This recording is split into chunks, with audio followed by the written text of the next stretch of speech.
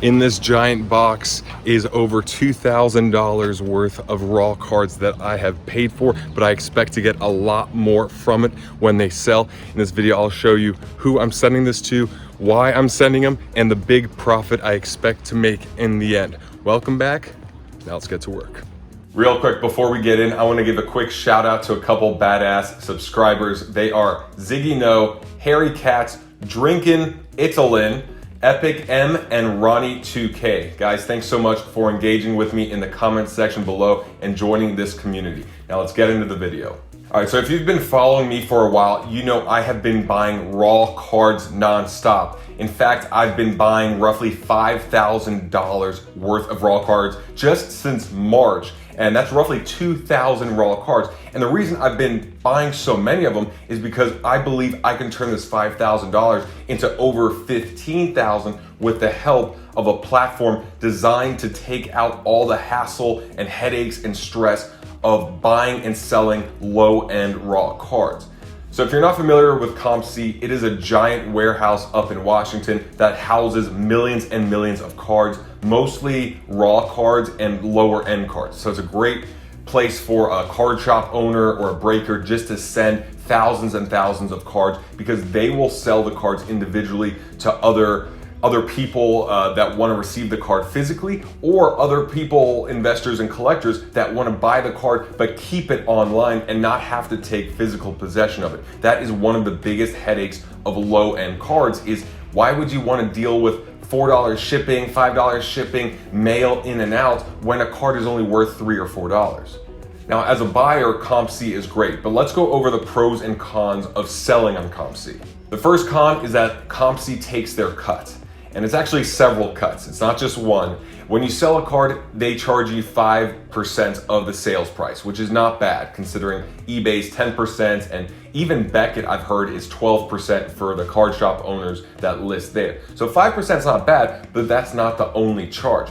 When you want to cash out and take your money from all your sales out of their system, they're going to be charging you another 10%. So when you include the 5% and that 10, you're actually being charged about 15%. Now, there is a way of getting around this, which I'll go over in another video, where you can minimize how much you take out of the system, but I'll talk about that in a separate video. You're also going to be charged when you send your cards to COMC, because they have to upload each card into the system, and they actually scan a picture of each card. So it does take a lot of time and effort, but that fee is going to be between 35 cents for a card that is not the current year, that you don't mind waiting up to 3 or 4 months for that to reach their database, or up to 50 cents if you want that card to be in the system quickly. They also have a service where if it's a current year card, like 19 to 20 Panini Prism, it'll only be 35 cents, and I believe they expedite that and put in the system quicker because there's more demand. You can also pay for a quicker service. I think it's $1 per card if you want it in the system within a week. So if you have cards that you are really eager to get in the system because of a playoff push, like the NBA playoffs or some other event, then you could pay more for you to skip the line and to get in the system ASAP. Now, on really low-end base cards, that is expensive. To pay 35 cents or 50 cents for a card that you might sell for 70 cents or never sell, that's not really worth it. But on the higher end cards, like if you're sending in $5, $8, $10 raw cards like I am, 35 cents to 50 cents is not a big deal, and it's well worth the amount of headaches that it is saving me from having. If anyone works for COMC and is listening, this is one suggestion that I have. I wish that you had a list of the top 1,500 cards or top 150 players that you'll accept cards of without the fee, and you'll expedite that into your system. Because honestly, I can have a Kobe Bryant rookie card, which I do have, sending to you right now, that will not be in the system quicker than someone else's third-year Ryan Leaf base card. And I don't even know if Ryan Leaf made it to the third year, but his third-year base card could reach your system faster than a high-demand card like a Kobe Bryant rookie or something relevant to the NBA playoffs. So if there's a way to expedite that, I think that would really help, and especially give some incentive to send more cards your way versus selling on eBay. Those were the cons. Let's move on to the pros, because there's a lot of them. And number one, the headache and the hassle of going to the post office 800 times for 800 transactions sounds like a nightmare. I literally just sent in over 850 cards to COMC, and I went to the post office once. I'll show you how that process went later in the video, but I hate admin work, I hate packing, I hate unpacking, I hate all this stuff that makes it a nuisance, which drives a lot of people away from dealing with low-end cards. When I could send in one package, go to the post office one time and be done with it, that is worth a lot of money. And for me, it's worth every single fee that they currently charge. The second pro is that it is not eBay. eBay is the shit show of the sports card industry. There is shill bidding and scams and people uploading horrible pictures and then saying it's a refractor because it's a bit shiny, but it's really a common card. And you have newbies on there and you have every single thing and you have to pay shipping and taxes and it's a nightmare. However, COMC is great because a lot of the cards that are on COMC automatically get transferred over to eBay. So I'll literally be able to find my listing that I put on COMC on eBay, meaning that that card is advertised on 2 platforms, even though I just submitted it to one. I've noticed that roughly a third of my sales have been off of eBay, and yet I have not gone to the post office once to sell the card. I've not had to deal with the returns, and even better, COMC has still just charged their 5% fee rather than eBay's hefty 10% seller's fee. The next pro is that COMC shows the sales data of all the raw cards. It shows trend lines in terms of how many cards were sold in each quarter, so you get to see what time of the year people look for that card, what time of the year people sell it, the highest price it's been sold for, and what date. Because sometimes that card has been sold at the highest price 3 years ago, and other cards have hit their highest price just a week ago, and you know that, hey, if you can find that card at half the price somewhere else, there's a good chance you could sell it for that higher price. The next pro is that taxes are eliminated, which is huge.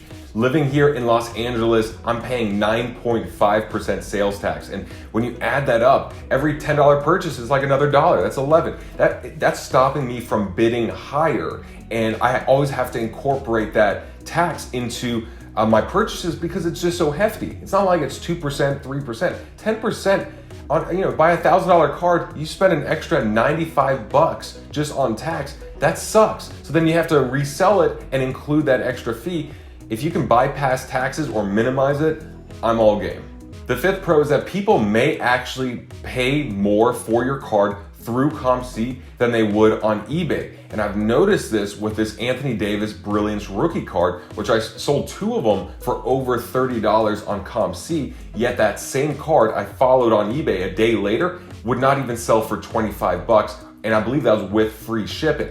So what I'm noticing is that because shipping is not an issue, because taxes are not an issue, and because COMC is a flipping platform of its own, some people will actually pay a premium for your cards if you're still one of the lowest sellers, knowing that they can then relist it and control the supply and mark it up at a higher price. So instead of buying a card from an outside source like eBay, they'll actually say, you know what, I'll pay a premium here because at least now I own the supply and another flipper or another investor or collector can come along and pay a premium for my product and maybe flip it themselves or hold on to it. But regardless, I have noticed higher sales prices because I've controlled supply on COMC versus eBay where it's just like a flea market. All right, so now let me show you what my first experience was like shipping out a batch of 861 cards to COMC. This is gonna be my order, my first shipment to COMC, and you see here 250 cards. These are all Kobe's, so everything in here, Kobe Bryant card, including his finest rookie right there. That's one box. And then over here is my fast shipment that I want in the system pretty quickly because you have a lot of Tom Brady's in here and I want his cards to be in the system before the season. LeBron as we enter the playoffs. A whole stack of Prism cards, mostly Prism on the top. The first 75 are just second year, third year Prism cards and some Prism rookies as well. And then also, this is my Shaq box here. So this doesn't really matter if it's that quick, but I'd like it in the system, there's 75 of them, as soon as possible, but that's not a priority. This is my slow football box. I got Peyton Manning's, more Tom Brady's in here. 100 of them that I don't mind it taking some time. And then these are current year cards right here. These 3 stacks are 2019, 2020. So they'll put in the system quicker because of that at 35 cents a piece. But I want that in there because of all the Lakers cards with this playoff run. And this is, I believe, a faster stack. No, this is a slow stack. Tracy McGrady, guys that shouldn't be relevant for a while, but I have a whole stack in there. I'm not gonna take it out. And then these are my Anthony Davis Brilliance rookie cards that I bought for about $6 each, maybe $8 a piece, and they have sold for over $30 a piece on COMC. All right guys, the box is all packed up. I wrote down the week, if it's 3 week or 12, as well as the barcode that they recommended. So it should be very easy to organize this, and this box fit perfectly. I have a little bit of padding at the bottom as well. I'll put some more packaging on top, and then I'll be ready to go. Box is ready to be shipped off. Wish me luck. So I did make a couple mistakes on my first shipment, which was not to include a fragile sticker or not ensure that the post office puts one on there, because even if it doesn't help so much, I don't feel like it can hurt. I don't think they go around and say, oh, that one says fragile on it, let's play soccer with it. They probably just notice it and maybe they're a bit more careful, maybe not at all, but I don't see a downside. The other thing is I did not insure the package, and this was about $2,000 worth of cards. I got a tracking number. I made sure it was signature required, but I did not get insurance. I just forgot about it. So my overall charge was just $25 to ship the cards from LA up to Washington. It kind of helps, I'm sure, that I'm on this side of the country. But in terms of the fees to send it and get it uploaded into COMC, that was well over $300. Now, considering the amount of time this saves me, the hassle, all the other fees, and just everything else associated with sending cards out physically, this was well worth it. But again, I made sure that a lot of the cards were expedited, that were gonna be in the system in 3 to 4 weeks rather than 3 to 4 months, because I had cards ready for a playoff push and for the beginning of the NFL. And I'd rather control the supply too. I'd rather be one of the only sellers of a card, knowing that I can sell at a premium rather than spend 15 less cents on the card, but then it arrives in September or October, and then there's 15 other sellers selling that card, and it's like a reverse bidding war where everyone's trying to undercut everyone. So overall, my first shipment was very simple. I thought it'd be a lot more confusing than it was, but it was very easy to mark the box. It was very easy to put the labels inside.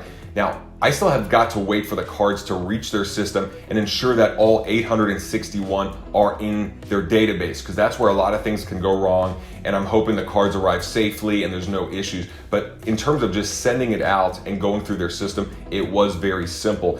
And because of that, I believe that COMC and platforms like it are really the future of this business. But it's cool to see StarStock and StockX and these other platforms try and take some market share away from COMC and become the front runner as well, because they're doing a really good job making it very simple and very transparent for us investors. But if you'd like to see how I've been able to make over $1,500 of pure profit from buying and selling on COMC in just the last couple months, then pound that like and then stay tuned for the next video. I'll see you over there.